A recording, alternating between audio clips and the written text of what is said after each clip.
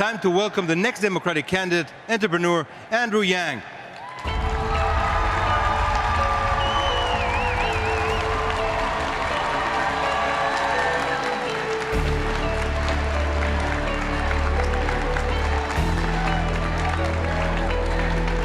Pleasure to meet you, sir.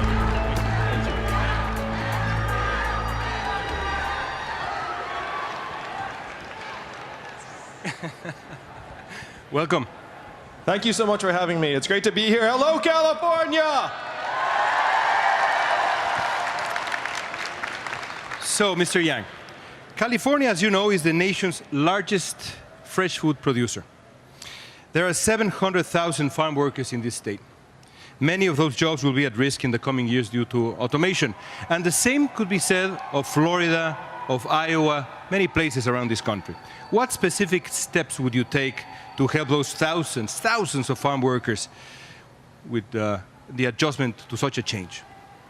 I'm so glad you're raising the fact that technology will impact agricultural workers, because it will. And if you Google right now, you'll see there are robot strawberry pickers, there are robot machines now in use on farms around the country that are going to displace many, many workers. The goal should not be to try and forestall this progress. The goal should be to rewrite the rules of the economy so that it works for all of us. And my flagship proposal of a dividend of $1,000 a month for everyone in the country would help move the entire country forward and rewrite the rules so that we actually feel like participants in the gains of the 21st century economy, whereas right now more and more of us feel like we're being left behind. Many of those workers, most of those workers actually are immigrants. How would you help them specifically? Well, I'm the son of immigrants myself. My parents met as graduate students right here in California. And I know that immigrants make our country stronger, more dynamic, both economically and culturally. The people who are here in this country who've immigrated here for a better life, we need to create a path to citizenship for those people over the days to come so that they feel like they have a path forward and are integrated into our country. Right now we're in a situation that to me is unsustainable. We can't pretend that we can somehow deport 12 million plus people without collapsing regional economies and being inhumane in a way that would be completely against our values. Oh, it's true. It's a complete fantasy. And so we have to try and move forward and integrate these 12 million plus people into our society over time. Here in California, income inequality is particularly severe, so much so that people are actually leaving the state. How do you plan to address income inequality specifically? Income inequality has been with our country for a long time. It's getting worse now because of the extreme winner-take-all nature of the 21st century economy. But Martin Luther King, in the 1960s, in 1967, was arguing for a guaranteed minimum income for all Americans. And Alaska, that's had a dividend in place for almost 40 years, has lower income inequality because everyone in Alaska is getting between $1,000 and $2,000 a year from oil money. And what I'm saying to the country is that what oil is to Alaska, technology is to the entire country. If we put a $1,000 dividend from the tech giants, who right now are not paying meaningful taxes, into our hands, we could ease income inequality immediately. Now that you mentioned the tech giants, there seems to be a dispute between them, at least Twitter and Facebook. Twitter CEO Jack Dorsey recently announced that his company will ban all paid political advertising. Facebook CEO Mark Zuckerberg, perhaps not surprisingly to some, said that his company will continue selling political ads even if there's the risk of spreading false information. So who is right, according to Andrew Yang, Dorsey or Zuckerberg? It's time for Facebook to grow up.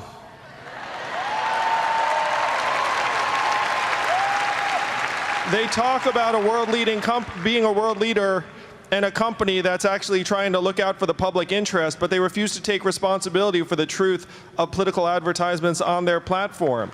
This is something that cable networks already have the ability to do, and Facebook should be held to the same standard. I think Twitter has it exactly right, and Facebook needs to mature if they're going to have a seat at the table.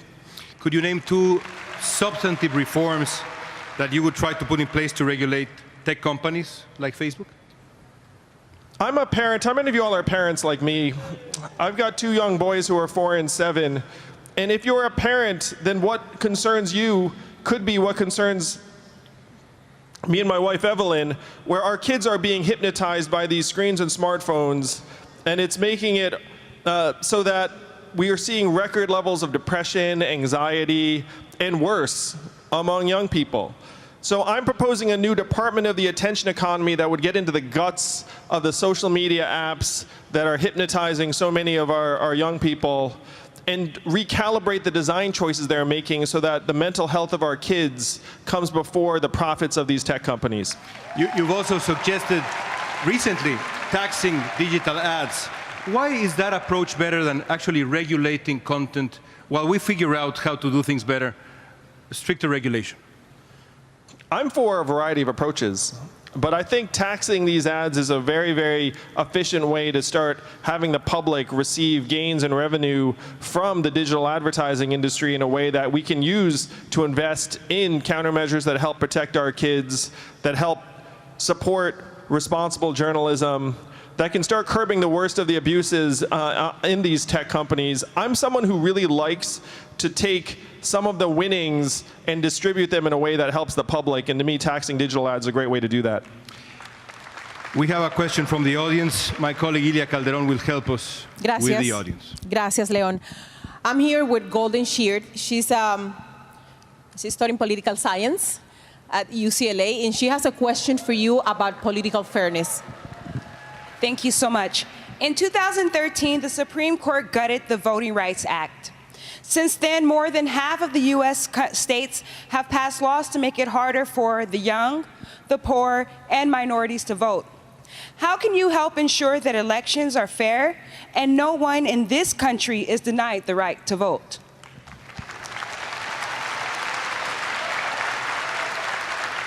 Thank you for the question. It's fundamental. We need to trust in our democracy, and we need to trust in our young people. So first, I would appoint justices to the Supreme Court that believe in the principles of the fact that we need to let our young people have the ability to vote and not have states be able to push them away from the ballot box.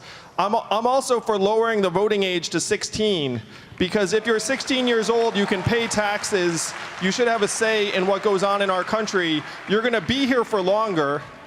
And studies have shown that the younger you are when you first vote, the more likely you are to vote throughout your entire lifetime. We can make all of our high schools in the country political hotbeds, because if juniors and seniors could vote, then we'd be activating high schools around the country, and this would make it so that young people have a say consistently throughout their lives in adulthood.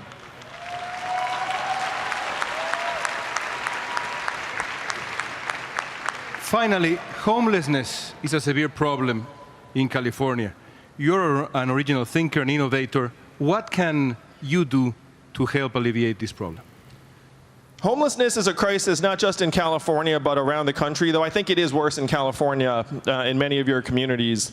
And I've talked to people who are working to address homelessness at the ground level, and what they tell me is the first thing they try and figure out when they identify someone who's struggling and on the street is whether that person is entitled to any government benefits or revenues that they can then use to help get that person off the street and into a shelter.